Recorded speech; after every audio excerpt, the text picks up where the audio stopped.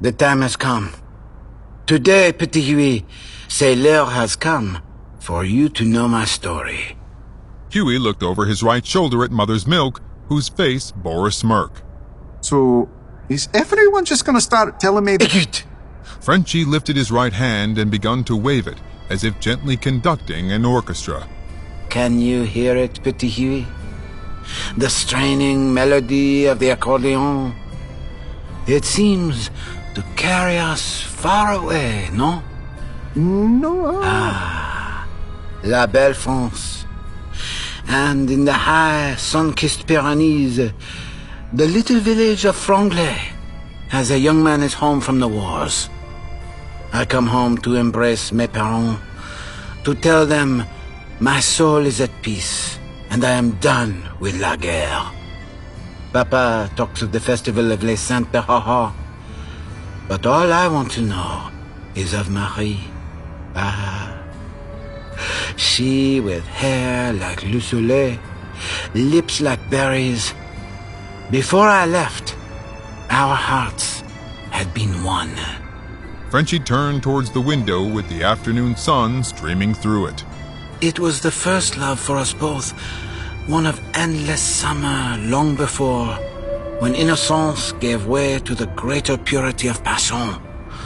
I swore that when I came home, we would never part again. But alas, she had taken up with my childhood rival, Black Pierre.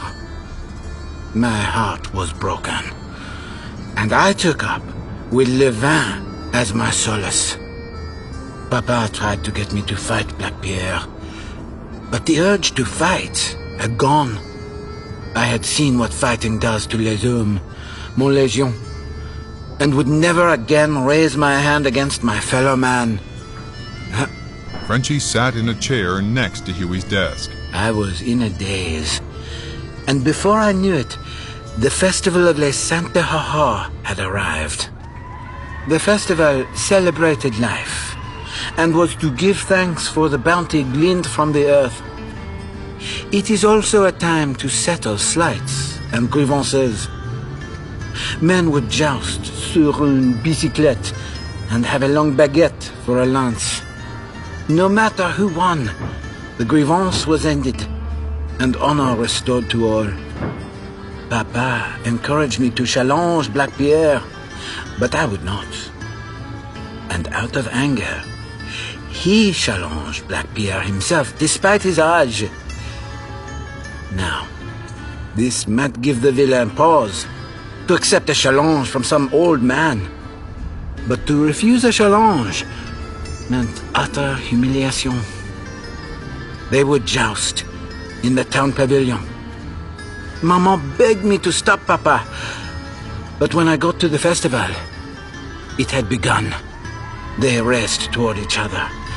But just as it looked that Papa might best Black Pierre, he ducked, and passing by, stabbed a croissant into the front wheel of Papa's bike. Black Pierre rode on out of the town, laughing. It was the end of everything, Petit Hughie. It was Golgotha. Papa died that nuit from his wounds. Frenchie's gaze fell to the floor. Ma mère died soon after, of despair. But I knew in my heart I had killed her, just as I had killed Papa. With my pride, my pacifism, and that crippling curse that haunts my nation. My hateful, all-consuming ennui. I left Franglais behind forever, and wandered about, a man without a home, without heart or soul, without a hope of ever knowing redemption. Frenchie gave a slitted-eyed side glance to Hughie. Of Black Pierre and his eventual demise, I will not speak. Likewise for the treacherous Marie and her sickening pleas for me to take her back. I drank, of course, to fill the bottomless chasm that was my soul. When that was not enough, I learned to quench my thirst for trouble. One night in a bar near an American Army base, I got into a fight with a pilot and ended up fighting his entire squadron. But also in that bar was another in a pardessus noir. Hughie then followed Frenchie's line of sight to see Frenchie was staring at Butcher across the room. Frenchie then offered a shrug. And that, I suppose, is the end of my tale. A U.S. Air Force flight to Washington, a shot of Compound V, a stylish new overcoat,